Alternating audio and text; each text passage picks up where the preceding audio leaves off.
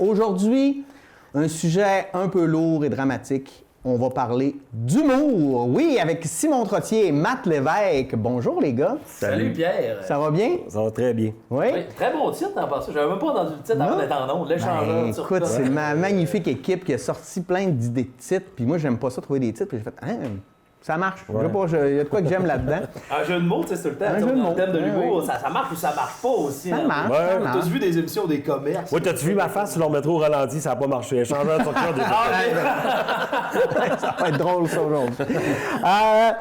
Les gars, vous êtes ici parce que vous êtes humoristes, vous connaissez le milieu de l'humour, vous arpentez ça. Ça fait combien de temps là, que vous faites ça comme professionnellement, là? L'humour? Professionnellement, d'en vivre, là, Ouais. je te dirais que ça fait pas tant longtemps que ça. Ouais. Mais tu sais, ça a toujours été un bon sideline, un bon plan B, si on veut. Mais là, moi, moi, cette année, je vis uniquement de ça. Mais qu'on a commencé, nous autres, on a commencé quand on avait... Mais tu sais... 2003, Ouais, que vous aviez 2004, fait, ouais. 2003-2004, que Ouais. les gars avaient loué l'auditorium, Manu puis Mathieu. Ouais. Un duo qui s'appelait Cahute et compagnie, Ouais. à la belle époque. Ils m'avaient invité à faire des stand-up comiques à l'époque, entre leurs trucs, puis après on s'était mis ensemble, là, mais professionnellement quand même, ça a toujours été un but. Tu sais, une nuance entre j'envie puis c'est ce que je fais qui me permet Mais de vivre. vous le Je peux faisiez, le faire comme tu sais, Mathieu, tu le faisais de manière professionnelle, même si tu ne vivais pas de ça, tu sais. Non, moi, je parlais plus de l'aspect financier. Mais non, mais c'est ça. Mais La reconnaissance des pères, Ouais. tout ça, on l'a eu avant. Ça fait longtemps. Envie, Ben oui. aussi, là, tu sais, puis de... Qu'est-ce qui vous a amené à faire de l'humour? Là? Tu sais, à un moment donné, c'est quoi le déclic? Parce que, honnêtement, ça doit pas être évident. C'est un milieu, surtout, là, tu sais, en région, là, vous commencez pas au Club Soda, là. C'est quoi le déclic de faire... Moi, je suis drôle dans la vie, je vais aller faire rire le monde. Comment ça s'est fait? On ne savait pas qu'on était drôle, là, pour le moment. Là. Non, mais vraiment pas. Là. Mais je pense que c'était tu sais, on est en région, puis peut-être qu'on a moins d'activités à faire. Je pense que les jeunes, soit qui s'en vont vers les arts ou le sport, ou c'est souvent... Puis nous... Manuel, un moment donné, m'a dit on devrait peut-être écrire, on devrait se voir un moment donné, puis on devrait écrire des sketchs. Puis là, j'étais comme, ça me parle, ça, tu sais. Un gros fan de tout ce que Meunier faisait. J'écoutais beaucoup La Petite Vie, j'écoutais beaucoup, tous les galas qui passaient à la télé, je l'écoutais. Puis on a commencé comme ça, puis on s'est inscrit au cours de Jimmy Doucette, puis là, on a travaillé ensemble, puis c'est là que ça a été... On a à piqûre, mais on a tout de suite voulu être des créateurs, puis monter nos propres affaires. Fait que là, on a loué des auditoriums pour faire... Puis il y avait une réponse, puis... Puis, non, mais tu touches à quelque chose d'intéressant, tu sais, écrire vos propres affaires. Tu sais, par exemple, un jeune qui veut faire du théâtre, qui veut faire de la chanson, souvent, ils vont peut-être commencer en jouant une pièce de quelqu'un d'autre ou en refaisant des chansons de Francis Cabrel, je sais pas, là. Mais faire un sketch de quelqu'un d'autre, ça se fait pas, ça, tu sais. Faut que vous soyez des créateurs avant tout, là. Ben certain, puis tu sais, au début, c'est ça aussi, je pense qu'il y a une bonne nuance. Souvent, quand tu es attiré par le jeu pour être comédien, tu veux explorer c'est quoi être un tueur, aller dans des rôles. Je pense que l'humour, moi, de mon côté, tu sais, je pensais pas être attiré vers le sketch à la base, même si ça a été plus ça mes débuts. Moi, quand j'étais petit, tu sais, mes parents, certaines caméras, puis Simon, raconte-nous le film que tu as vu hier. Tu sais, je raconte des histoires, moi, depuis vraiment longtemps. Fait que c'est un peu naturel pour moi de le faire. Ça existe-tu, ça, des prises? Ben, ma mère doit avoir ça, même des prises de moi qui va aller voir. Qui raconte le film Yogi l'ours. Je racontais des grands moments. Non, mais des grands moments de télévision, c'est dans les archives. Si on était aux enfants de la télé, ils l'auraient, Pierre. Le changeur sur cote, là, ça. Moi, ça pas de l'aile. Moi, ça serait l'inverse, là. Vois-tu, ma mère, la caméra, puis je pleurais, puis je m'en allais, tu sais, moi. OK. Mais faire nos propres stocks, c'est ça aussi. Parce qu'à un moment donné, moi, je l'ai toujours dit, tu sais, je pense pas que je suis un grand comédien, on a envie. Tu sais, si je fais mes affaires à moi, je suis capable de m'enligner et tout ça. Mais tu sais, de dire je serais dirigé, je serais pas inintéressé par l'expérience, j'en ai fait un peu. Mais ça m'a vite amené à mes trucs à moi aussi, ça peut fonctionner versus au lieu d'attendre de me camper dans tel rôle ou tout ça. Tu sais. Fait que je pense qu'il y a quelque chose de ça un peu dans l'humour, que c'est comme...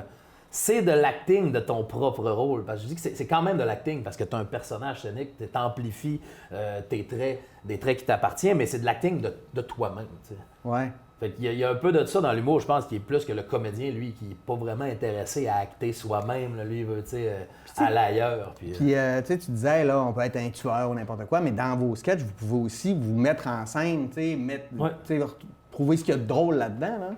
Puis moi, ça faisait longtemps que je n'étais pas allé vers le sketch. Cet été, on a fait une pièce de théâtre, moi et Mathieu. Ouais. Puis, Qui a vraiment bien marché. Oui, bien, mais ça a été un gros succès. Puis j'ai adoré faire ça, mais encore, on s'est campé des rôles dans lesquels on était confortable. Puis on n'a pas travaillé avec un metteur en scène non plus, qui peut être des expériences qui t'amènent c'est une autre track, tu sais. Mais vraiment, ça a été la raison pour laquelle je suis allé vers le solo avec les années. Tu sais, plus j'en ai fait, puis autant que j'ai aimé en faire, j'ai compris ça à un moment donné que mon hic, c'est quand je fais du moi-même. C'est quand même bien que j'essaie d'interpréter des choses. J'ai quelques rôles que je peux faire, puis c'est pas malaisant que je le fasse, mais à la base, tu sais, acter, c'était, moi, ça faisait longtemps. Et on a fallu qu'on se remette dedans. La première fois qu'on a pratiqué, genre, j'ai comme regardé le monde en faisant un petit.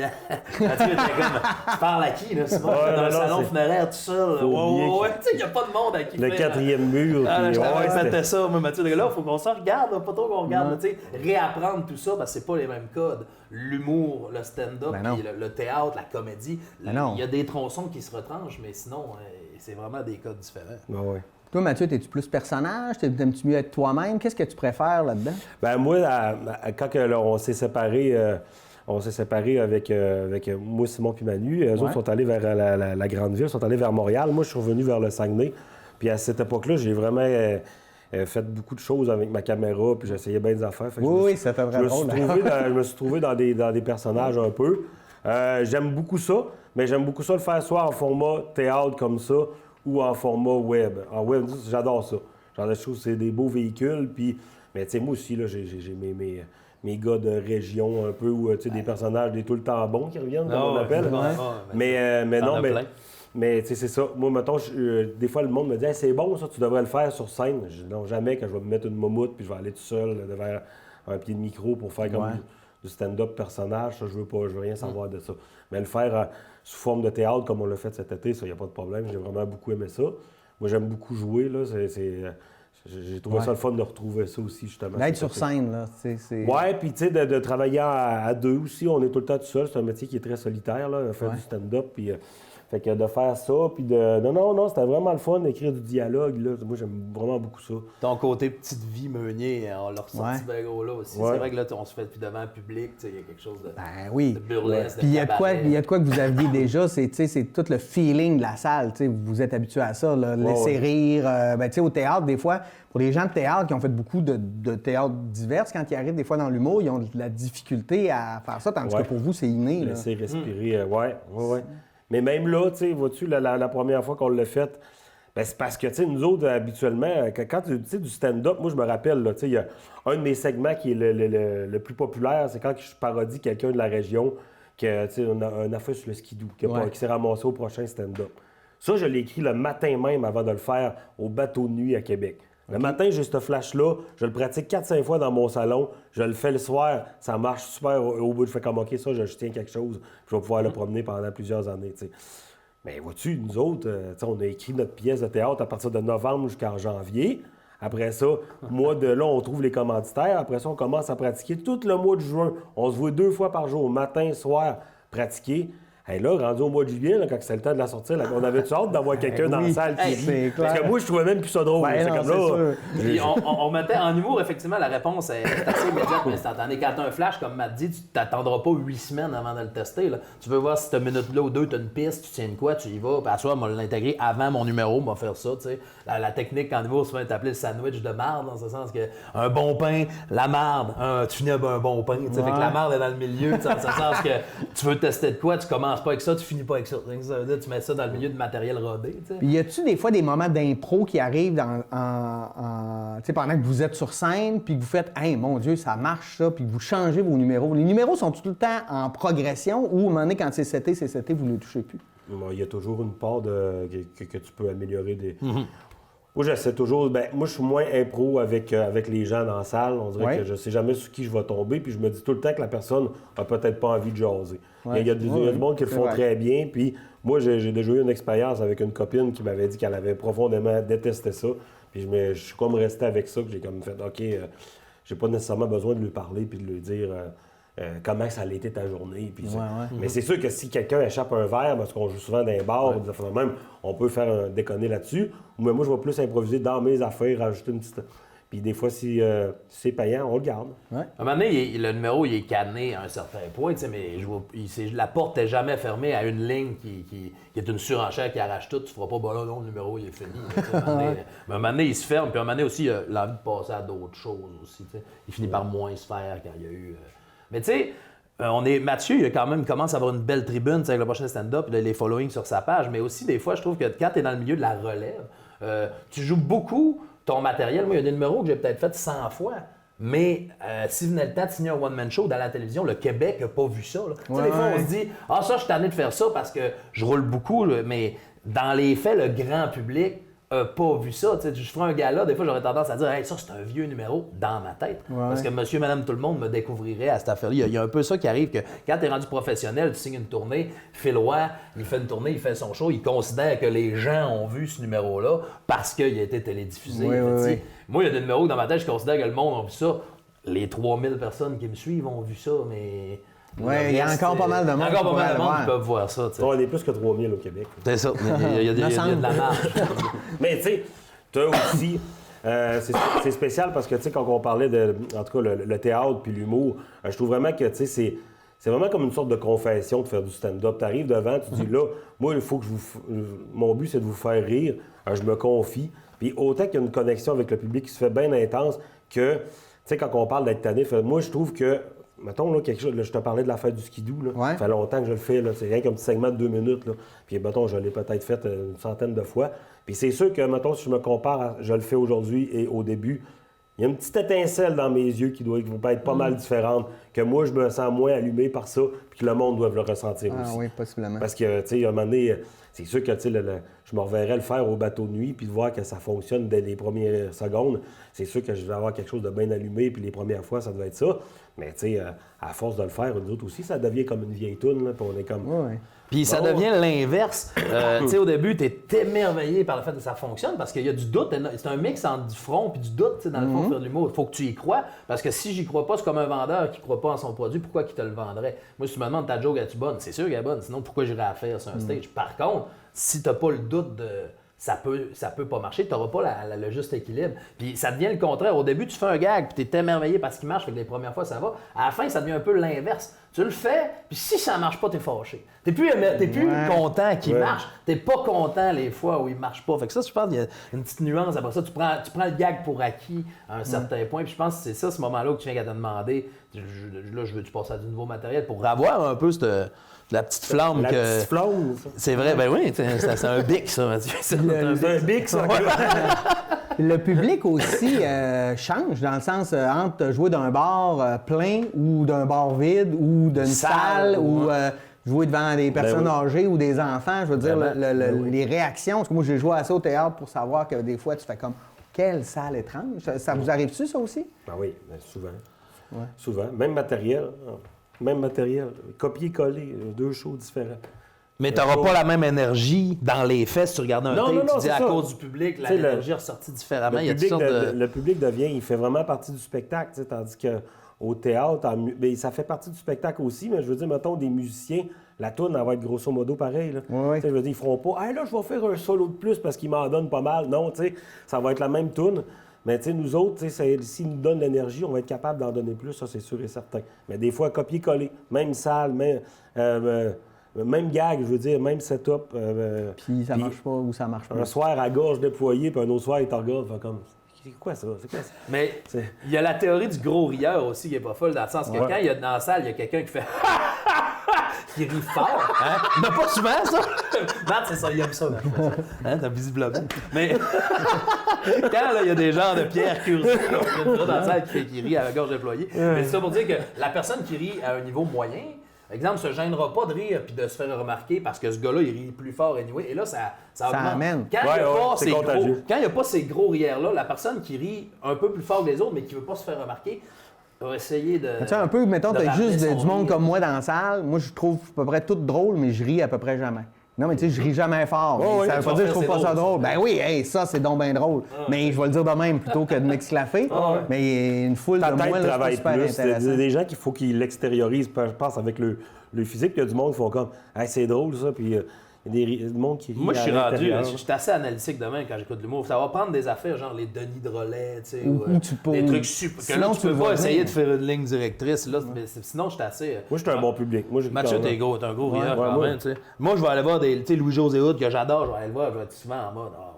Mais vois-tu, en stand-up, tu sais, des fois, là, que je suis peut-être plus en mode analytique, mais vois-tu, quand, mettons, je vais voir nos amis comme les Picbois, là, que c'est juste genre du laisser aller. Ah, les Pigbois aussi. C'est genre, tu sais, c'est comme, c'est du niaiseux, mais du bon niaiseux. C'est intelligent ce qu'ils font. Mais tu sais, c'est très niaiseux. Quand même crétin. Oui, quand même, oui. Puis moi, là, je vais rire à gorge déployée, puis je vais vraiment avoir du fun. Ouais. C'est quoi vos inspirations en humour? C'est qui vous fait rire? Là? Qu'est-ce qui vous fait encore rire aujourd'hui, qui vient de il y a longtemps? Je sais pas, c'est quoi vos inspirations?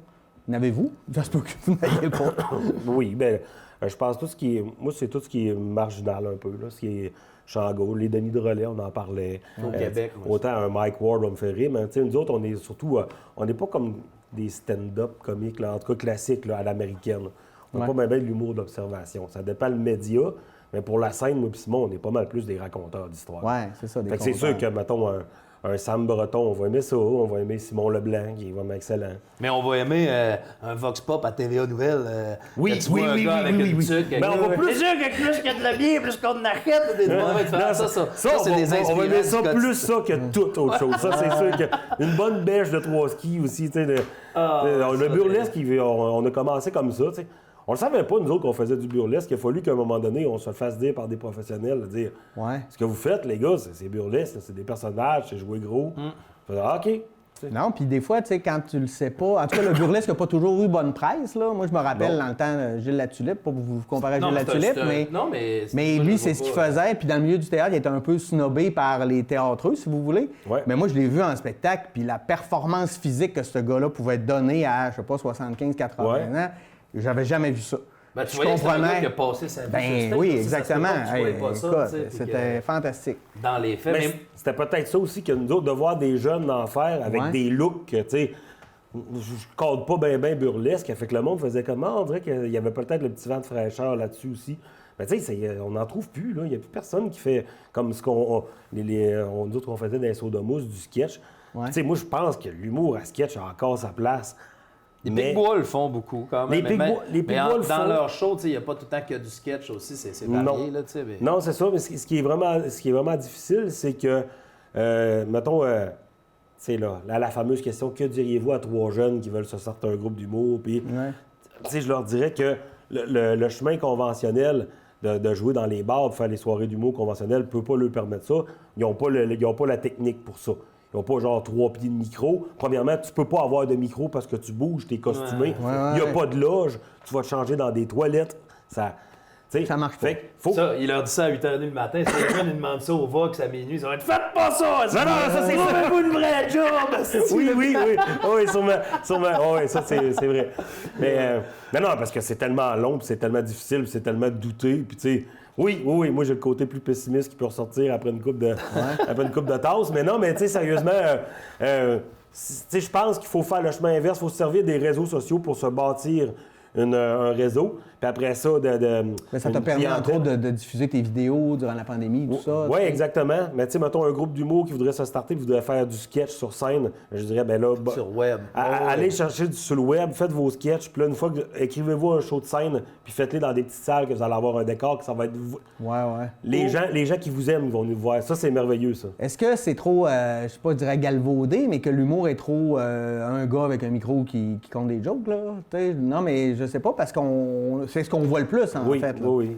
Est-ce que c'est parce que... Est-ce qu'on va voir la fin de ça à un moment donné, puis on va revenir à d'autres choses, ou ça, c'est... Ben, il y a des cycles, ça, c'est sûr. Tu vois, la fin de ça, tu sais... c'est un art qui est quand même, je pense, vieux, là, malgré tout, là, le racontage, compter. Puis je pense qu'il y a moyen. Il arrive toutes sortes de mix aussi dans les faits, comme la musique va merger 2 styles. Tu sais, il arrive des gars comme Pierre-Yvois Desmarais, tu sais, que ce genre de stand-up-là ramène qui ça. Qui est rafraîchissant un peu parce que tu fais comme, mon Dieu, c'était où ça? Mais c'est sûr que repousser la limite, c'est de plus en plus dur. Tu sais. Les Denis Drolet l'ont vécu un peu ça que. Tu sais, dans les faits, si tu compares, c'est comme un peu Ding et Dong contemporain, tu sais, mais d'être absolu. Ding et Dong l'avait déjà fait, fait que là, il fallait que tu pousses ça une shot plus loin. Là, le monde ne comprenait pas au départ. Comme Ding et Dong, ils se sont frottés à de l'incompréhension quand ça a commencé. Ça n'a pas été un succès instantané, là, tu sais. Les Drolets, ça a été ça aussi. Puis eux, moi, ce que j'aime d'eux, c'est qu'ils ont gardé leur ligne, que t'aimes ou t'aimes pas. Ils ont fait leur affaire, puis maintenant, ils visent un peu plus petit. Les Drolets, ils ne seront pas nécessairement à la salle Berceau, au théâtre Wilfrid Pelletier. Ils vont louer le Petit Champlain. Ils vont louer. Puis au lieu d'avoir 6000 personnes, dont la moitié de la salle, c'est un forfait humour qui sont pas trop satisfaits, ils vont au Petit Champlain, ils ont 400 personnes, puis ils ont du monde déguisé en Denis Drolet. Là, dans le sens que, à ce point qu'ils veulent être là. T'sais. Ouais, parce qu'on l'a vu, le money, oui, c'est des cycles. Moi, je pense juste... Moi, j'étais allé voir à la salle, leur deuxième one-man show, les Drôleteries, qui a pas, ça n'a pas été un succès à part auprès des fans. C'était pas plein. Ils n'ont pas fait d'un DVD, c'était un genre de creux de vague après le premier show, mais c'était un super bon show pour les fans. Ça. Moi, j'étais allé voir ça, puis il y a une dame à côté de moi à salle Albert-Rousseau, puis on va prendre un ou deux pichets avec des chums au Star Bar avant d'aller voir ça, puis on est bien craqués, et le show part après 15 minutes, mais je suis déjà en train de m'esclaffer, je m'essuie les yeux. La madame est à côté de moi comme ça, puis elle fait... Allez-vous rire comme ça tout le long? Tu sais, j'étais comme, tu comprends à quel point les gars des Dingues Drôlets, ils aimeraient mieux des gars comme moi dans la salle que des 100 madames comme toi qui sont comme ça. Je pense que c'est ça le but. Là. C'est drôle des fois de dire, vous me dérangez, vous riez trop. Ben, tu sais, au pire, madame. Ouais. Ouais, mais tu sais, c'est sûr, comme tu dis, ils restent sur leur ligne, mais le danger, c'est qu'à un moment donné, ils soient pris un peu là-dedans puis qu'ils soient obligés. Là. Moi, je repense au, mettons, Monty Python, ils ont fait ça 5 ans. Après ça, ils ont arrêté. Ils ont fait des films, ils ont fait d'autres choses parce qu'ils n'étaient pas capables justement de continuer à faire la même affaire. Les Denis Drolet, ils peuvent aller. Ils ont fait des pubs aussi beaucoup quand même. Ils sont mis à faire. Puis ça leur a permis, je pense, ils le disent eux-mêmes en podcast, que ces montants-là, ils ont fait Google, ils en ont fait quelques-uns. Puis ces montants-là nous permettent de garder un one-man show qui, lui, rapporte pas. Parce que c'est vrai que moi, j'ai remercié de faire ça en ce sens que. Ils sont pas édulcorés, ils sont pas devenus plus pâles pour avoir un grand public, alors qu'au moins les fans, ça en prend de l'art, la contre-culture un peu aussi. Que moi, j'apprécie que des gens fassent ça. Moi, je suis un fan, d'exemple, je fais un parallèle avec la musique métal. Hey, le 3/4 des bands que j'écoute ne gagnent pas leur vie de ça. Là. Mais s'il n'y a pas du monde comme ça qui le ferait pour la passion, j'aurais pas accès à ce pan-là. Fait que, je me ramène à moi à dire, moi, ça me fait triper. Il y a plusieurs comme moi, un peu partout, que on mérite d'avoir une culture qui est peut-être pas mainstream, qui permet peut-être d'en vivre, mais il faudrait que ça change parce que souvent les gens s'épuisent puis ça arrête aussi quand c'est juste. On est là-dedans, nous autres, un peu la contre-culture. Je veux dire, nous autres, on n'est pas signés par des grosses boîtes de gérance, on n'est pas dans le. On n'est pas dans la machine. Dans la machine. Puis moi, j'y trouve tellement mon compte, là. Je suis bien plus à l'aise là que de suivre le parcours qu'un humoriste. Ben, juste de rester à Dolbeau. OK, là, t'es à... Ça, c'est une question que je voulais te poser parce que vous avez des parcours différents. Toi, tu décides de revenir à Dolbeau. Toi, tu décides de faire ton art à Montréal.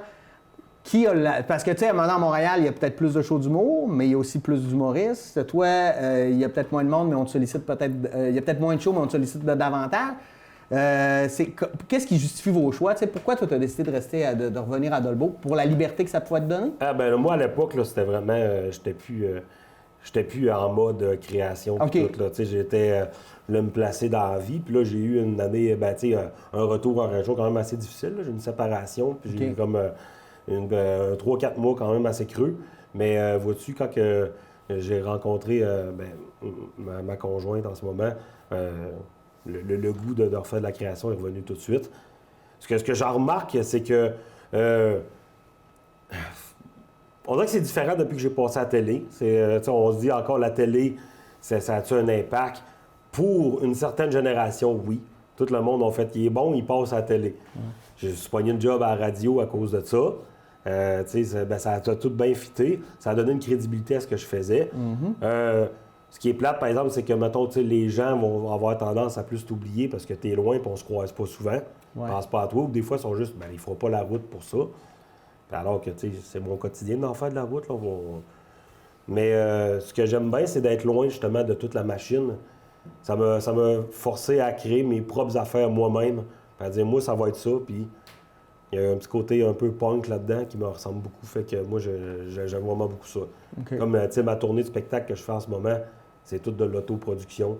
Il n'y a personne qui est en arrière. J'ai une petite boîte de gérance, mais il n'y a personne qui met de l'argent pour dire, OK, go, on va te produire. Puis, je me frotte pas beaucoup à ça. Puis quand je le fais, c'est vraiment par amitié.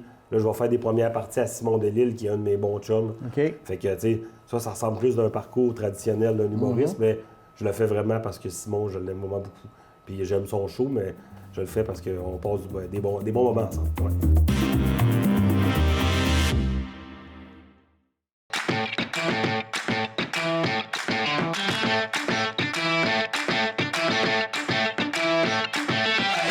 Bonjour, ici Richard Hébert.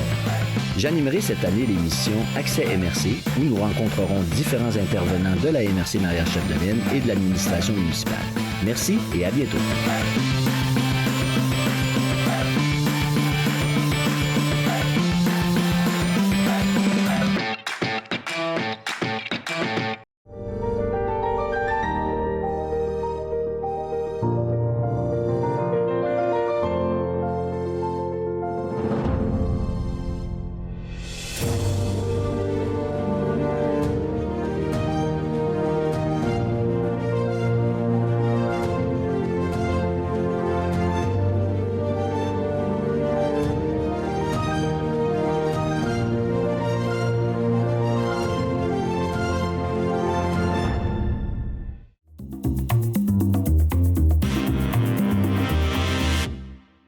de ton côté, aller à Montréal, qu'est-ce que ça t'apporte de plus? Est-ce que, tu sais, quand tu écoutes ce que Mathieu dit, comment tu... Ah, ben moi, depuis un bout, c'est sûr qu'à la base, quand on s'était séparés avec les sodas, tout ça, on voulait aller à Montréal, moi et Manu, tu sais, puis j'ai pas de regrets en fait, ce truc-là, tout ça, parce que, tu sais, ça m'a fait donner des contacts, ça m'a fait intégrer le milieu au niveau des pairs, tu sais, beaucoup. Mais vois-tu, quand la pandémie est arrivée, tu sais, le modèle de la ville a changé, ça a fait réfléchir la planète au complet, puis ça va briser des modèles qu'on pensait intouchables un peu. Tu sais, combien de monde qui se faisait dire non, tu feras pas ce job-là à la maison, Castor sont sollicités à le faire 2-3 ans plus tard, alors que c'était une impossibilité. V'là 3 ans, on n'en parlait même pas. Là. Tu sais, c'était pas. Ah oui, ça a changé le travail. C'est pas vrai que les choses n'ont pas pris un 90 degrés. Fait que moi, je suis revenu ici en pandémie, tu sais, puis quand ça a recommencé, j'avais un petit vertige. J'ai dit, je vais-tu retourner en ville temps plein? Ça faisait 2 étés que je passais ici, que ça m'a fait réapprécier. Fait que là, moi, je tiens toujours, je vais encore une semaine sur 2. Une semaine, je suis ici avec ma blonde, tout ça, puis les enfants. Puis l'autre semaine, ma blonde a la chance de m'accompagner parce qu'elle travaille cinéaste, donc elle peut travailler de la maison. Elle fait de l'animation, tu sais, sur des tablettes, donc elle peut... Et puis j'adore la semaine sur 2 parce que j'arrête pas de dire, je vois les avantages des deux côtés. Parce que les inconvénients, il y en a. Moi, je suis un gars qui dit, je vois les avantages. La semaine, je suis à Montréal, je vais manger dans des bars-restos, je vais voir... Tu sais, ici, c'est vrai, mais je chiale souvent que tu veux manger de l'Indien, tu veux manger un shish taouk, tout ça. À Dolbeau, ça me manque de dire... Faut que ça cuisine. Faut que on le fasse chez nous. Exactement, c'est bien correct aussi. J'ai la chance d'avoir une blonde qui est excellente pour cuisiner. Mais à Montréal, il y a plein d'avantages. À Dolbeau, il y en a plein aussi. Fait que je vois les bons côtés. Puis à Montréal, ça me permet... Moi, j'aime ça voir aussi, par contre, être dans un bar, être là, frotter à ce qui se fait aussi. Dans le sens, tu vois du bon calibre. Tu vois autant que tu vas être sur des soirées que tu vas jouer. Puis avant toi, il y a Eddie King. Avant toi, il y a Rachid Badouri qui vient faire une affaire. Autant que tu vois les jeunes aussi. Tu fais, OK, ça, c'est ce qui est en train de pousser...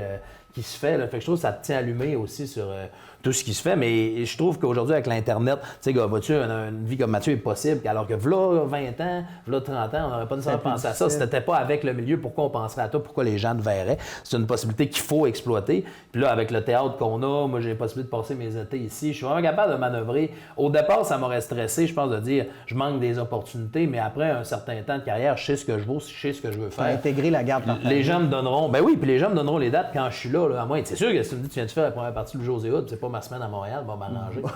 Mais dans les faits, les gens, je leur dis, moi, c'est mes semaines à Montréal, c'est ceux-là. Puis j'ai pas eu aucune personne qui a dit, je peux pas te booker ou tout ça. Puis moi, ça me va. Puis quand je reviens ici, je prends le temps d'écrire. Là, on va repartir le théâtre d'été. Je prends le temps, je veux écrire un 2e roman. Le premier n'est pas publié, il est écrit.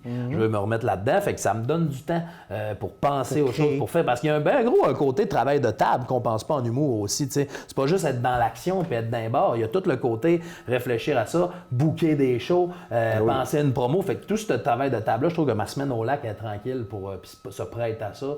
La semaine à Montréal est plus dans l'action, dans le show. C'est quoi qui vous inspire pour écrire? Tu sais, parce que tu disais ça, là. Moi, je me rappelle dans le temps, j'étais à Québec pour me faire des personnages. J'allais m'asseoir un après-midi au Maïs Saint-Roch, puis j'avais une palette de personnages. c'est ça. Mais, tu sais, non, mais c'est quoi qui vous inspire ou qui va faire, écoute, ça c'est drôle. C'est un déclic, c'est un gag qui amène un sketch, un personnage, une idée, c'est tout ça en même temps? Je pense que ça va être ça un peu, moi. Moi, c'est de vivre des trucs, puis vu qu'on est des raconteurs, en fait. C'est sûr que si je reste chez nous, puis, tu sais, des fois, on dirait que ça fait du bien là, d'avoir. D'aller en faire des spectacles, tu sais, puis de dire, tu sais, je vais être sur la route, je vais rencontrer des gens, il va peut-être arriver des trucs, fait que moi, ça devient du matériel de scène direct, là. C'est des anecdotes vives. Ouais, c'est sûr qu'il faut sortir un peu de la maison. Mais non, c'est Maïs Saint-Roch, c'est très, très bon. Mais moi, c'est vraiment parce que j'écris. Je me mets, là, présentement, je monte un 90 minutes, puis je tape mes textes pour la première fois. C'est question, je veux voir si je le monte à quelqu'un, si éventuellement un producteur m'approchait pour dire, hey, ce show-là, je veux l'avoir en texte, mais je le tape. C'est un peu de la triche parce que je le connais tellement dans ma tête. Je le dis à haute voix puis je le tape comme quand je le fais. Tu sais. Mais je suis capable après ça, par contre, ça va me permettre de dire là, y a-tu des longueurs? Ouais, puis j'essaie de me dire aussi, tu sais, je me suis fait donner une technique d'écriture par un collègue qui disait à chaque fois qu'il y a un gag dans ta tête qui est supposé avoir un rire, fais un espace. OK. Pas pour mettre une ligne, double interligne. Comme ça, des fois, tu vas voir, OK, ici, il y a 6 lignes, pas d'espace. Là. Tu vois visuellement où tu peux élaguer aussi. Parce que, OK, là, ça fait 4 lignes. Moi, je travaille des surligneurs.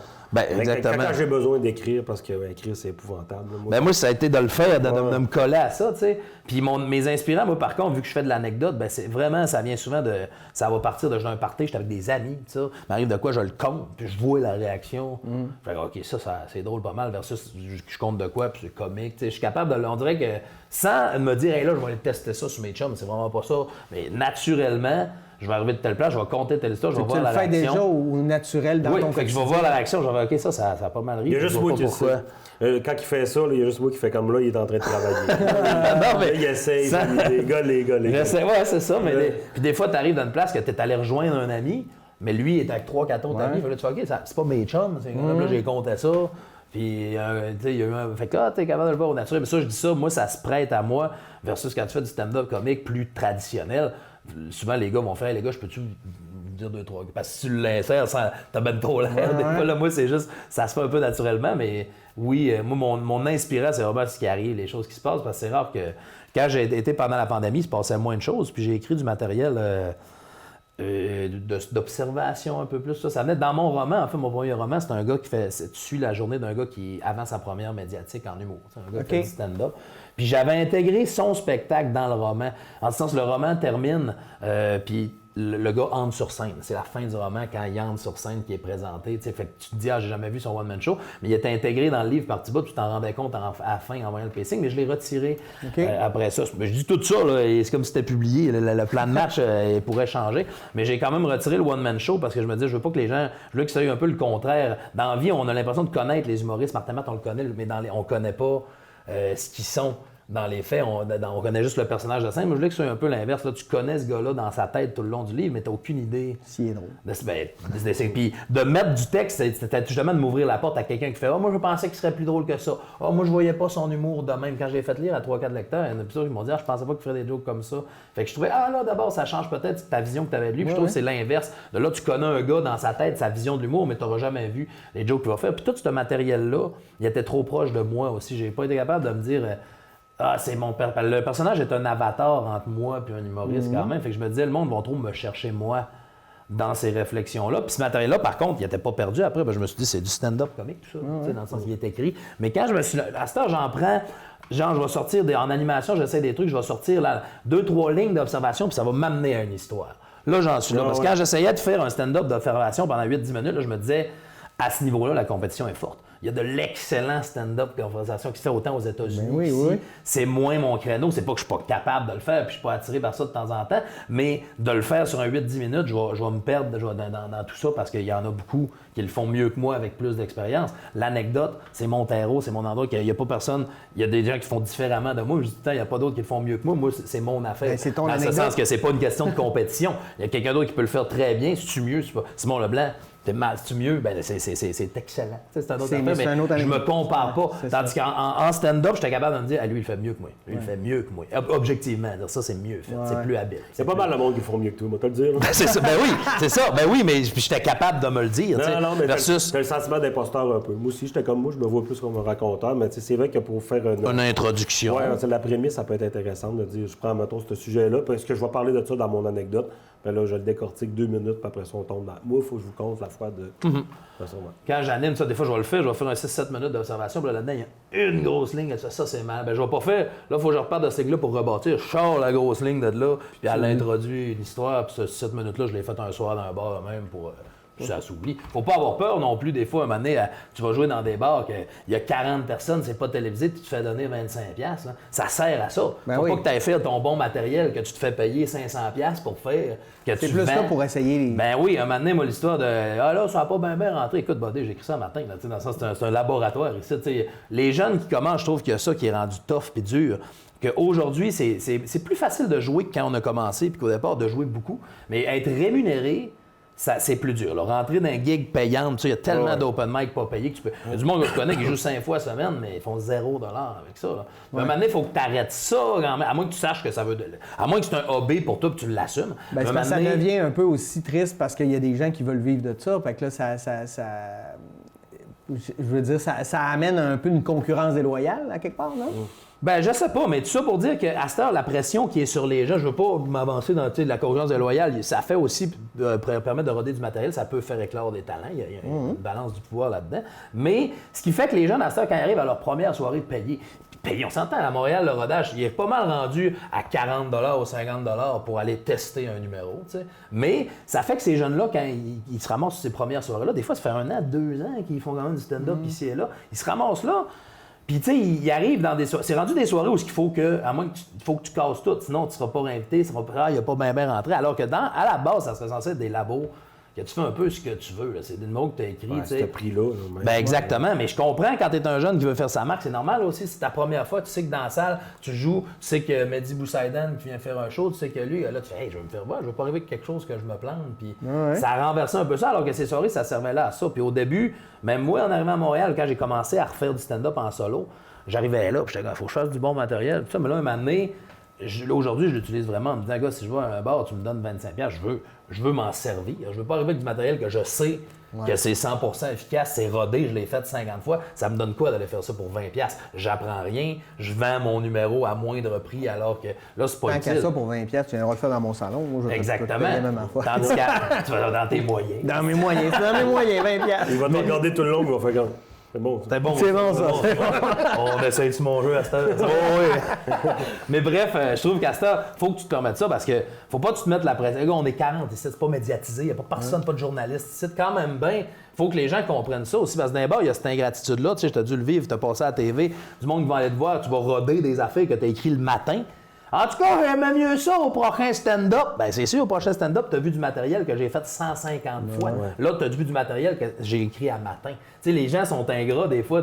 À la télévision, je suis arrivé avec mon meilleur stock, buddy. Ben Ici, oui. tu as payé 5$.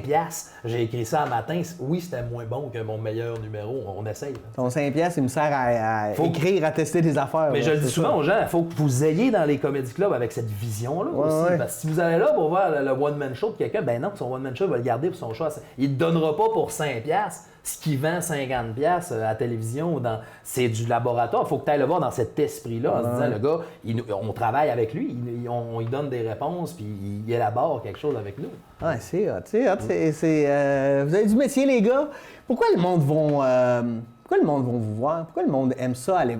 Puis pas rien que vous, là. Pourquoi le monde va voir des... Tu sais, parce que l'humour, ça marche, là. Écoute, c'est une filière, écoute, il y a de l'argent qui passe là. Au Québec, c'est l'enfer. Aux États-Unis aussi. Puis pourquoi les gens veulent aller voir quelqu'un les faire rire? Mathieu? Qu'est-ce que le monde te dit après tes shows, tu sais, de dire hey, ça m'a fait du bien, je sais pas, c'est quoi que Ouais, ça non, mais les il amène? aime beaucoup les personnages dans les anecdotes. On dirait que ça les fait. Je sais pas, ça les fait décrocher. J'aime pas ça, là, quand on dit tout le temps ça, là, tu vas mettre ton cerveau à off pour avoir un show d'humour. Tu l'utilises. On l'utilise, mais tu sais, en voulant dire... C'est positif, mettre son cerveau à off de toute façon. Ouais. C'est rare. Ouais. Non, je sais pas, les gens aiment ça, juste bien passer un moment avec quelqu'un, puis ont l'impression de, justement, il y a tellement de connexion qui se fait que les gens veulent pas, les gens ont l'impression de te connaître, puis viennent passer un moment avec toi. Là, Puis le fait que vous êtes des conteurs, ça amène aussi que des fois des anecdotes. Hey, ça me fait penser à une histoire qui m'est arrivée. Ouais. Ou tu sais, il pourrait être savoir on ça. est chanceux de ça, par exemple, parce que là, moi, ce que je remarque, c'est des fois, c'est surtout dans le choix Simon, là, je le remarque parce que je vais voir le choix Simon, puis quand il commence une anecdote, je fais comme, je la connais, tu sais. Ouais. Je l'ai vu roder avec des chums. J'ai vu l'anecdote live. Ouais, Toi, t'as vu partir du salon. Hein? Oui, c'est ça. Des fois, je suis là dans l'anecdote. Fait que, tu sais, j'étais là quand il l'a compté, j'étais là après ça quand il l'a essayé. Fait que, tu sais, puis là, je me ramasse que, tu sais, je ris encore. Je fais comme, OK. Mais vois-tu, le stand-up d'observation, c'est plus une ligne, un punch, puis le punch est souvent une petite surprise, tu sais. Fait que là, quand tu le sais d'avance, un show de stand-up d'observation, plus plate à réécouter. Un show d'anecdote, des fois, tu fais hey, je veux la rentendre. Puis moi, ça m'arrive aussi quand j'arrive pour compter. Maintenant, je prends par exemple mon segment sur quand je travaillais à la SAQ. Bien, des fois, ça arrive que je vois du monde se donner des coups de coude en disant ça, c'est bon, ça. Et là, je fais comme OK. Et là, j'ai l'impression d'être un vieux band de rock qui start Son classique. Qui start son classique. Ben oui, mais c'est vrai, il y a ça. Fait que ça, c'est le fun pour ça. Ça, j'aime bien ça. T'sais. Mais je fais pas ça là-dessus, c'est vrai. Moi, j'ai un spectacle, tu sais, qui est un spectacle laboratoire qui s'appelle Une fois c'est pas assez. Il y a une liste d'une vingtaine d'anecdotes, justement, puis les gens choisissent. Mais dans le show, je vais en faire 6-7. Fait que je t'invite à revenir voir le show si tu veux voir tes histoires. Mais ce qui arrive souvent, des gens m'ont... Tu sais, ils étaient venus en s'attendant à rien, ils m'ont vu telle place, ils viennent au show, ils viennent avec leur conjoint, ils sont deux. T'sais. Puis le show d'après, là, ils voient que je reviens, là, ils reviennent, mais ils ramènent des chums, tout ça, puis ils veulent les mêmes. Ils n'utilisent pas le concept. Alors, raconte-nous ça. Parce que là, moi, j'ai raconté à mon chum, c'est tout croche. Là, il essaie de la compter, elle dit lui compter. Fait qu'ils reviennent à mon show. Puis souvent, j'ai vu des gens qui ils redemandent, au lieu de dire je veux les autres, ils redemandent. Parce que oui, dans l'anecdote, il y a quelque chose de ça que, en chum, on va une fois, des fois, fois dans les parties, on a pris un petit verre, tu raconte-nous ça de la fois qu'on se rappelle des affaires, tu sais. Fait que je pense que moi, dans mes anecdotes, il y a bien de ça aussi. J'ai des gens qui me disent justement, je vais compter une histoire de Woodstock en Beauce. Moi, t'as la Woodstock. Ouais, il y a quelque chose de nostalgique. Ils te ramènent, tu te rattaches à tes propres histoires. C'est comme aussi, quand on aime toujours ça, réécouter un vieux sketch d'Yvon Deschamps ou un numéro parce que, ah oui, c'était bon, on veut les revoir. Des fois, on est déçus, mais tu sais, en général, le souvenir qu'on en a est bon. L'art de l'humour, moi, je pense que les gens viennent le voir aussi, parce que peu importe, il faut que tu trouves les choses qui te font rire. Par contre, il y a des gens, je trouve, qui s'acharnent. Lui, je l'aime pas. Ça, ben, écoute-le pas. T'sais, dans le sens que. Mais y a-tu du monde qui vont voir de l'humour parce que c'est à la mode d'aller voir de l'humour, tu sais, puis qui. Tu sais, je sais pas, là. Il y a un peu de ça. Moi, je pense que l'humour, tu sais, si tu regardes les programmations des salles de spectacle, l'humour, c'est plus que la moitié des salles. Mais ça, il y a une raison bien économique à ça. Entre faire venir du théâtre, puis un band, puis du gear, puis tout ça, faire venir un pied de micro, puis un gars, je pense que le milieu de la production a compris que tu vends les billets le même prix. Une pièce de théâtre, tu peux pas vendre les billets 200$ parce que les billets sont à 50$ chacun. Lui, le show, il coûte 10 000, lui, le show, il coûte 100 000. Hey boy, pour le même 50$. La production a pris ça, puis je pense que là, ça a été mis de l'avant, ça a été. Fait qu'il y a un peu de popularité, il y a un peu de gens que, oui, c'est branché présentement d'aller voir un stand-up et tout ça, mais d'un autre côté, les gens le font pour les bonnes, pour rire, pour décrocher à un certain point, je pense. Mais il y a quelque chose de. Oui, il y a quelque chose de. Puis, tu sais, juste moi, les galas en général, je parle des galas des Oliviers, je trouve que c'est assez petit le milieu de l'humour au Québec, tu sais. Les galas des Oliviers ont peut-être eu sa raison d'être dans un moment. Moi, je suis assez anti-gala en général, mais en l'humour, je trouve ça encore plus petit. Puis, dans les dernières années, tu sais, j'écoutais les Oliviers, puis c'est rien. J'adore mes collègues, c'est rien contre mes collègues, tout ça. Puis moi-même, je serais nominé, je me pointerais. Là. Je pense pas que je ferais non, je vais snobber ça. Par contre, je trouve que je l'écoutais genre avec ma belle-mère. La dernière fois, je me rappelle que ma belle-mère a un gag sur deux où elle était comme, c'est quoi ça? Pourquoi elle dit ça? Pourquoi? Je trouve que c'est rendu un peu petit. Ça devrait revenir à. On fait des sketchs de présentation qui parlent d'actualité, de sujet. Là, c'est rendu du petit rose, le trois quarts des gags sont presque à l'interne. Que si t'es pas comédie geek, puis si tu suis pas le milieu. Moi, ma mère, elle écoute les Oliviers aujourd'hui, je suis pas sûr qu'elle se retrouve là-dedans. Il y a plein de. C'est le classique Québec, on est toujours en retard un peu sur les États-Unis. Puis je pense que les États-Unis, le roast marche pas mal.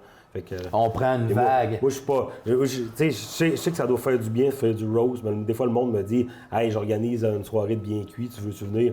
Non, je veux pas venir. Autant je veux pas me le faire faire parce que je sais que si tu fais un gag sur moi, il y a une partie de toi qui le pense, mais là, tu vas me dire, hey, c'est juste des jokes. Ah, vois-tu, c'est pour ça, des fois, que je suis loin de la machine puis je suis bien de ça parce que ça reste un milieu qui est très égocentrique. Du monde, on est tout seul avec nos petites carrières à des fois avoir des mauvaises intentions. Dire, pourquoi lui, il a eu ce contrat-là, moi, je l'ai pas eu. Fait que c'est ça, à un moment donné, là, quand t'es loin de ça, là, tu fais comme. Ah, ça fait du bien. Moi, je fais mes propres affaires de mon bord. J'ai une reconnaissance de ma région. That's it. Je veux rien de plus que ça. C'est vrai. Puis, mais je veux pas dire, Pierre, j'ai perdu mon point. Oh, c'est correct. Ouais, parce que tu parlais de la reconnaissance, puis une question que je voulais vous poser, tu sais. Vous êtes connu là, dans le milieu ici. Je sais pas, peut-être à Montréal, tu es peut-être plus anonyme dans certaines parties, mais tu dois aussi rencontrer du monde qui te reconnaisse. Est-ce que ça vous oblige à toujours être drôle? Tu sais, là, le fan qui vient voir, hey Mathieu, tu croises, tu viens au centre d'achat, tu vas à l'épicerie, puis le monde veut te. Tu sais, ça arrive-tu, ça, ou. Ben, je pense. Moi, je vais essayer. Moi, je vois vraiment naturel, là. Fait que, tu sais, si la bonne phrase me vient au bon moment, je vais la dire, mais je me forcerai pas pour la dire. Pas besoin, là, tu sais. Mais tu sens pas cette pression. Si tu veux avoir du drôle, ben, tu viendras me voir en spectacle, tu m'écouteras à la radio. À un moment donné, là, je peux pas toujours être allumé. Puis c'est ça, au Vox, des fois, à minuit et demi, tu vas dire. Parfaitement, c'est la drôle. Mais moi, je me mets pas cette pression-là pour 2 scènes non plus. Non, c'est malsain, ça pas. Mais je parlais de le Rose, ça m'est revenu mon point tantôt, parce qu'on parlait de cette culture-là, qu'il y a le Rose Battle qui est présenté à la télévision aussi, c'était Alex Barrette qui animait ça, c'est Landry, tu sais. Puis j'ai parlé avec Mathieu Pepper, justement, j'étais allé animer sur le Gong Show, être juge sur le Gong Show à Montréal, justement, j'ai rencontré l'humoriste Mathieu Pepper qui a écrit Entre deux draps, d'ailleurs, qui joue. Puis lui, il me dit, tu sais, il m'a apporté un point de vue sur le Rose que j'ai trouvé vraiment bon, qui disait, tu sais, que je trouve, c'est vrai que moi, je vais roaster si tu me disais, tu vas-tu roaster Mathieu Lévesque, oui, je vais le faire. Parce que je l'aime profondément. Puis il disait, le roast, il faut que ça soit une marque d'amour. Quand tu te ramasses sur un battle que tu connais pas la personne, forcément, ça va tomber dans le petit, du physique. Tu vas aller chercher ce que tu connais en oui-dire de la personne, puis tu vas attaquer ça. Puis il disait, moi, je suis un peu, tu sais, il disait, je suis pas d'accord avec ce mot-là, puis je trouvais ça bien de dire, c'est vrai que du roast, si c'est une marque d'amour, que moi, je le ferais pour vrai, parce que là, Matt, je l'aime. Fait que je sais que ce que je vais dire, je vais être capable de gager tout seul. Il va-tu bien le prendre ou pas, puis ce qui fait que je le ferais. Si tu me demandes de roaster monsieur, madame, tout le monde dans le cadre d'un show, Ben là, je sais pas si ce que je vais dire, ça va profondément. Ah, ça, c'est un bon gag. Et peut-être ça va le casser en deux. Tu sais, versus Mathieu, je le sais, si ce gag-là, ça le casse en deux, je le ferais pas. Tu sais, dans le sens que je serais capable de roaster quelqu'un que j'aime parce que la limite, t'es capable de la placer dans des shows télé. Puis en plus, le roast battle, les gens sont pas énormément connus. Là, tu sais, ça, c'est de la... Fait que tu trouves des fois que pour encore une fois, monsieur, madame, tout le monde qui écoute ça, ben, j'ai écouté un petit gars avec une moustache dire à une petite madame qui était grosse, tu sais. Alors non, mais c'est ça, pareil. Dans les faits, tu les connais pas. Fait que tu fais que ce petit gars-là, il a dit à elle qu'il était gros, puis là, elle a dit qu'il était là. qu'il y a du monde qui sont plus facilement atteignables que d'autres. Il y a du monde, tu sais, que t'en as du jus, là, tu sais. Moi, je pourrais en donner là, à quelqu'un, là, de dire, il rit de ma grosse face, il rit de n'importe quoi, tu sais, tu vas...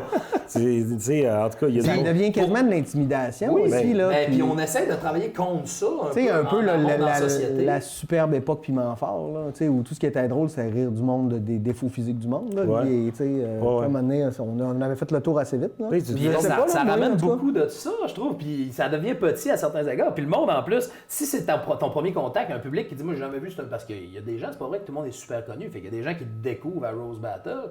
Puis l'impression qu'ils en retiennent, c'est « Hé, hey, qu'il est laid, hein? » Parce que, mais alors qu'ils n'auraient pas pensé ça si ça n'avait pas été ton introduction. Et là, t'as passé 3 minutes à te faire dire que t'es laid, la personne t'a perdu ton roast, par exemple. Là, hey, t'as-tu vu tel gars? Ouais, il est laid, hein? Ça va être la première affaire, tu vois. Je trouve pas qu'il y ait du bon qui ressort de ça non plus. Même si c'est dit que c'est des jokes, c'est des jokes. Puis dans les faits, moi, je vais te le dire, à l'interne, après ces tournages-là de l'autre battle, le 3/4 du monde est en beau Christ. Tu sais, c'est comme, oh, c'est correct, c'était des jokes, ouais. Puis le gars, c'est pas vraiment ton chum, il vient de dire que c'était rien que des jokes. Ouais, non, c'est pas... Ça amène aussi, en tout cas, moi, ça me fait revenir à plein de moments où on va rire, mettons, tu sais, des femmes, des minorités. Puis on veut plus ça. Aujourd'hui, ben non, on est en train de passer à autre chose. C'est pas le message qui est... C'est le sous-texte, c'est peut-être... On dit qu'on veut plus ça, mais le sous-texte n'a pas nécessairement changé. Au niveau des thématiques, comme je viens de nommer, là, tu sais, comme aujourd'hui, la misogynie, ça passe plus. Le racisme, ça passe plus. Tu sais, la grossophobie, transphobie, bon. Est-ce que, mais on peut toujours continuer à le faire sous terme que tu sais, en disant, ouais, mais c'est une blague, ça va être drôle. Ça passe-tu encore dans le milieu, là, c'est en train un peu. On a vu tous les scandales qu'il y a eu aussi, là. Ça, je veux pas revenir là-dessus, parce que ça, c'est les individus, c'est pas le milieu de l'humour, là. Oui, puis ça concerne plus que le gag. Hein, oui, c'est ça, exactement. Là. Féministe, ça concerne bien des tu sais, parce qu'on en a vu, tu sais, bon, prenons l'exemple classique, là, tu sais, Mike Ward, Jérémy Gabriel, cette histoire-là, bon, ça va en Cour suprême. Moi, à cette époque-là, il y a les journalistes qui m'appellent, je suis politologue, qui me disent, bon, qu'est-ce que tu en penses? Je fais mon analyse, puis je dis, pour qui tu prends? Je prends pour personne. Il y en a un qui défend la dignité humaine, l'autre la liberté d'expression. C'est deux enjeux importants en société, je pense. Là, la Cour suprême va trancher, mais au bout du compte, il faudrait être capable de valoriser les deux. Elle est où votre limite à vous, là-dedans? Hein? Oh, oui, vous êtes moins volubile, là? Non, je peux me lancer aussi. Moi, j'y réfléchis beaucoup en ce sens que je pense pas... moi, je pense que tout peut se dire, mais ça vaut-tu la peine d'être dit, premièrement? Et il faut que tu réfléchisses à ça. Puis, deuxièmement, est-ce que tu es prêt... c'est quoi le message que ça envoie? Parce qu'il y a trop de monde qui dit, c'est du deuxième... Le deuxième degré a trop le dos large. Là. À base, si tu as besoin de me le préciser que c'est du deuxième degré... C'est que ça marche pas. T'as manqué ton deuxième degré. Je suis censé le voir d'emblée pour rire, tu sais. Mais je trouve que, moi, je me questionne beaucoup. Le monde dit on peut plus rien dire, c'est pas vrai, vraiment. Il y a une tribune, je pense que tu écoutes un gars comme Mike Ward, même lui-même, il à sous-écoute, il dit bien ce qu'il veut. Il se bat pas. Il n'y a jamais eu autant de liberté d'expression qu'aujourd'hui dans les faits. Mais il faut que tu assumes que ça peut avoir des répercussions. Tu peux pas juste être j'ai le droit de dire ce que je veux puis manger de la merde si vous n'êtes pas d'accord. Ben, OK. Puis deuxièmement, ça vaut-tu la peine de dire, moi je pense que je suis assez progressiste, tu parlais le mouvement de l'identité sexuelle, c'est en train d'avancer. Moi je veux être du bord de ceux qui avancent, je veux pas être le gars rétrograde qui fait que ça me tente-tu de me lancer dans... J'aurais le droit de dire un numéro que, exemple, moi je trouve ça colon, mais quelqu'un se lancerait dans un numéro que, moi pour moi un gars c'est un gars, une fille c'est une fille. Tu as le droit, si tu veux, d'écrire un stand-up là-dessus. Après ça, attends-toi à brasser des grosses affaires, attends-toi à être étiqueté de ce côté-là, puis tu veux-tu ça? Si quelqu'un veut ça, puis il l'assume. Je suis pas de ceux qui disent on n'a pas le droit de dire des choses comme ça. Par contre, tu as le droit de te faire ramasser. Tu as le droit... Les choses changent. Fait que c'est pas vrai que des jokes racistes, ça pogne. C'est pas que tu n'as plus le droit de les dire. C'est que les gens ne veulent plus les entendre. Ça a changé. Fait que, moi, je me pose tout le temps la question, c'est quoi le message que ça envoie? J'en parle à 2-3 personnes. Si ma blonde me dit, tu sais, quand tu dis ce phrase-là, maintenant je parle d'une fille que j'avais datée, d'une expérience sexuelle en stand-up. Alors, quand tu dis ça, ça peut faire penser à ça. Pour quelqu'un qui a vécu ça, est-ce que c'est ça que tu veux lancer? Puis là, j'y repense, puis je suis pas le genre de gars qui va faire « Ah, ben moi, je m'en fous. » Non, je vais faire ça. Hein? J'avais pas vu que ça pouvait lancer cette perche-là. Moi, si quelqu'un vient me voir et me dire « Ce gag-là, ça m'a vraiment profondément blessé », j'aurais pas le choix d'y penser. Puis tu sais, Guy Nantel, moi, j'avais trouvé ça quand même absurde que l'affaire d'Alice Paquette, tu sais, en ce sens, c'est un gag. Là, à quel point tu veux le garder, ce gag-là, pour la liberté d'expression, alors que quelqu'un te dit qu'elle est profondément... Tu as le droit d'être pas d'accord, mais je trouve qu'il n'y a pas eu la sensibilité d'enlever ce gag-là. Alors que. Ben, c'est le respect du monde aussi, tu sais. Puis, si les gens. T'as bien beau penser aussi qu'il aurait dû le garder, c'est comme vous voulez, mais moi, je sais que. C'est un gag, là. On te demande pas d'arrêter ton C'est spectacle. un gag, puis est-ce que c'est si drôle que ça? Puis est-ce qu'il est essentiel à ton show? C'est-tu le nœud? Non. Fait qu'on tu sais, on m'a censuré. Hey, dans un pays où on te censurerait, là, tu serais peut-être en Corée, tu serais peut-être en tauge, ton spectacle, il n'aurait plus. Tu sais, en ce sens que on t'a zéro censure, là. Tu sais, tu peux faire ce que tu veux. Ben oui. C'est des choix que tu fais. Moi, je pense que je conclurai là-dessus pour ce point-là que sois conscient que c'est des choix que tu fais. L'humour, c'est pas anodin. Puis c'est pas juste c'est des blagues. Tu peux pas t'en sortir sous ce couvert-là. Mais autant pour la personne qui faire. reçoit le gag, mettons, qui va t'accuser, qui va te dire une critique. Tu sais, encore là, il faut que tu t'assures de recevoir la critique, mais il y a une manière de la donner, la critique. Ben là, ça, je peux aller dans ce temps-là. On est comme mettons, sur les réseaux sociaux, puis toi, tu sais, des fois, tu vas faire un petit gag, puis tu vas dire, OK, là, t'as pas l'intention, c'est juste écrit, puis là, t'as quelqu'un qui te... Tu sais, moi, j'en ai vécu beaucoup avec... Moi, j'ai fait une parodie d'un camionneur que, tu sais, j'ai reçu... Il était très drôle. Belle fun. 48 heures de gros fun qu'il a fallu que je désactive ça, parce que, tu sais, ben oui. Désactiver les commentaires, parce que là, c'est plus bon pour ma santé mentale, puis le monde me disait que j'étais un père irresponsable. Le monde te disait que t'étais un camionneur. J'étais un camionneur, oui, alors que je chauffe même pas manuel, c'est comme non, tu sais. Ce camionneur! Je trouvais pas ça drôle, Mathieu, mais à chaque fois que le monde pensait que c'était un camionneur, mon chum match, mon Dieu. À quel point tu comprends pas? Non, mais c'est ça. Puis là, à un moment donné, tu sais, je trouvais ça plate parce que là, le débat était rendu, les commentaires passaient par-dessus le sketch. Des fois, le monde me disait, les commentaires, le monde sont-tu niaiseux, le monde sont-tu calme, le monde pense que c'est vrai. Je dis, ouais, t'as-tu aimé le sketch? Oui, c'est ça. Oui, je l'ai aimé. OK, fait 5 minutes, tu me parles des commentaires. J'aurais aimé ça que tu commences avec, il est bon ton sketch, tu sais. Puis, ben, tu sais, veux pas. Moi, je pense que tout peut se dire. C'est une manière de donner les codes. Mais tu sais, là, des codes, j'en ai donné. Pour dire que j'étais un niaiseux, que c'était pas sérieux. La calotte, tout l'accent. Les yeux croches, pas possible. Les yeux croches, tout. Puis le monde pensait quand même que j'étais un gars, que j'existais pour. T'es la page Matt Lévesque, humoriste, puis tu t'appelles Kevin dans la vidéo. Tous les codes, j'ai pu les donner. Les gens n'ont pas été capables. Fait que c'est là que ça prouve que c'est touché des fois. Mettons, je vais y aller avec ce sujet-là, mais je vais donner des codes qui comptent.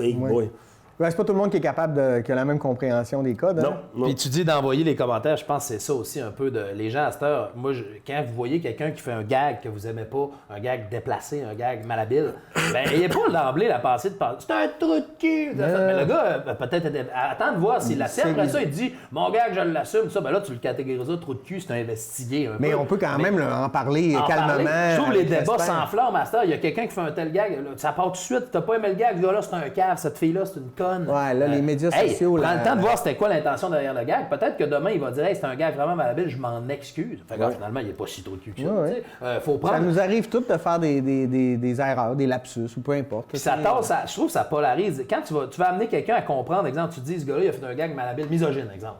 Ben si tu le traites de ce petit gros cave misogyne, puis tu l'étiquettes sur les réseaux sociaux, ça m'étonnerait qu'il fasse ça. Il va plus se braquer que reconnaître ses torts. Tu vas le voir après le spectacle pour lui expliquer calmement que ton gag. Moi, j'ai bien aimé ce qu'il a fait, ce gag-là, par contre, il passe pas pour moi pour telle raison.